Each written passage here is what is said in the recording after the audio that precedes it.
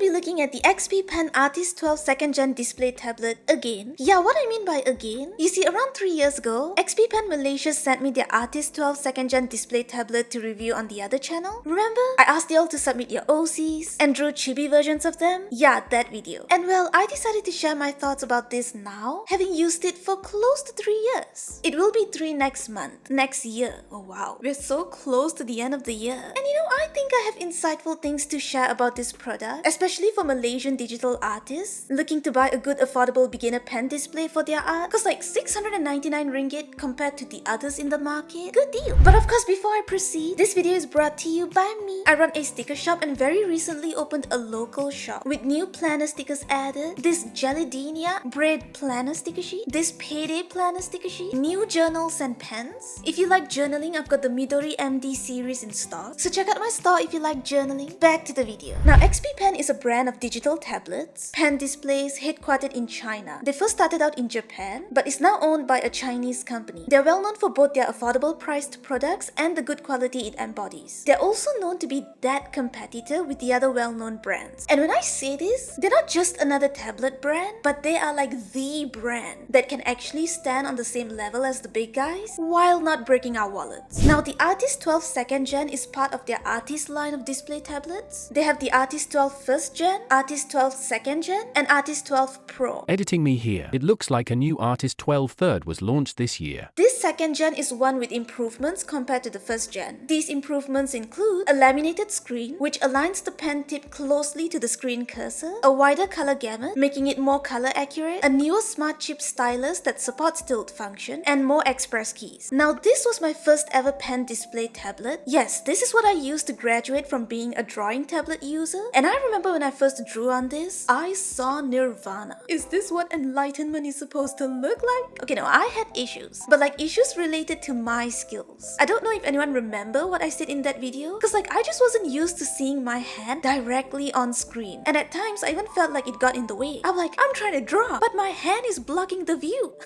So noob. I mean, can you blame me for having been a drawing tablet user for about 4 years? The transitioning period was hard. Well, I think it just took me 1 month to get used to it. But now after 3 years, I can't live without pen displays. It's just that when I first received this, I was aware that XP Pen was that brand known for its affordable products. So I was skeptical. I was of the mindset where I viewed price as a measure of quality. The higher the price, the better the quality. So I expected this Artist 12 2nd Gen to give off that vibe. Like, okay, affordable brand, lower price, quality must be compromised, I guess. But after receiving and trying other pen displays over the years, and then never switching to any of the new ones, I realized that XP Pen really does live up to their reputation. Every time I would receive another pen display brand to review, I'd be excited, you know, like to upgrade my tablet. I'd be like, this is it, time to upgrade my tech. Only to realize that the others are not as good as my XP Pen one. So far, I've received other pen display brands like Parblo's Co-Stand Pro and Yuji's UE12. Both of these were sent to me for reviews on the other channel. So while the size and drawing area of these two were the same as the XP Pen one, they just didn't feel as solid. Bringing me to my first point of what I've enjoyed about this pen display. It is very durable and feels very solid. You don't feel any cheap plasticky parts coming off loose. Even the express keys don't feel flimsy. Like guys, this is what it looks like after 3 years of heavy usage. Because I don't just use this to draw my Patreon and Etsy stuff. I also use this for work during the day as a graphic designer. And then I use this as a second monitor for when I edit videos or stream on Twitch. Whatever that I want to do while watching something on my monitor. So this is its condition after 3 years of heavy usage. Might I add, I'm not a very gentle person. I've literally ruined some of my own tech because of how rough I am. So yeah, I'm not a very gentle person and I don't have that big of a workspace. Everything is kind of crowded. They're all right next to each other. I do my work here, I sketch here, I write my journal entries here, I record the unboxing shots and TikToks here, and then I eat here.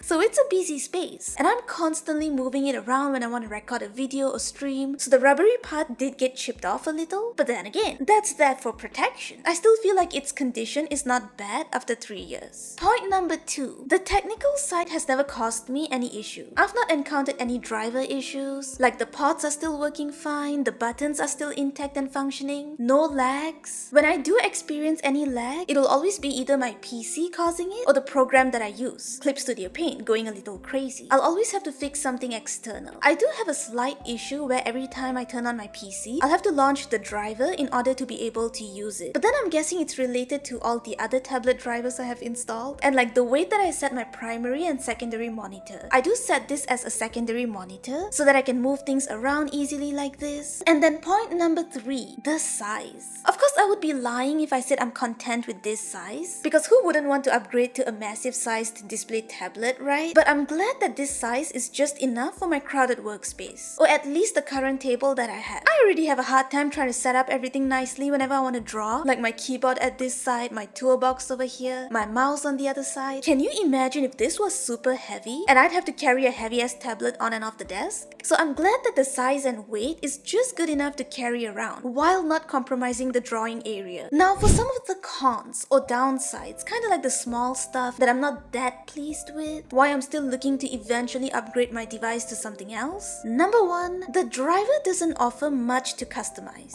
You only have work area, pen settings, and shortcut keys. Nothing more. So when I was testing out the UG12, I was impressed at all the customizations you could do with the driver, mainly adjusting the color. So if you work primarily with print work or posting your art online, having a color accurate tablet or like the ability to calibrate the display to be color accurate will help tremendously. Now from what I've noticed with this, everything that I draw through this display ends up looking very high in contrast. Of course, at first glance, that's good. We want that crisp color. But it sucks when I bring it over to my main monitor and notice the difference, or when I look at it through my other gadgets. The difference in color between what I see on this display and my other gadgets is just too big. And this messes with some of my Instagram posts that I draw. And then I can't even calibrate the screen to portray the colors as accurate as possible. A lot of times I'll have to double check by bringing everything over to my main monitor just to ensure nothing is too bright or dull looking. Next, the HDMI and USB-A cables. So like any other pen display, this comes with a classic HDMI to USB-A cable to connect this to your PC. You can get a USB-C to USB-C cable separately. Now the thing about this is that I barely have enough space to be connecting these two USB-A cables. So normally I would leave the red one out. While it is functional without the red cable connected, the screen tends to flicker or appear dim. It gets even dimmer if, like, say I connect a new device to my PC. So obviously the problem here is that the power source is not enough to keep things running. Because when I stream, that's the time that I'll be connecting my microphone and webcam, which will cause the screen to get hella dim. And that messes with my drawing streams. But I did find a small fix. Whenever I'm doing a drawing stream like this and the screen gets dim, I'll connect the red cable to an external power source, like my phone charger. So it's 2025. Can we get less cables already? Lastly, the screen protector is so expensive.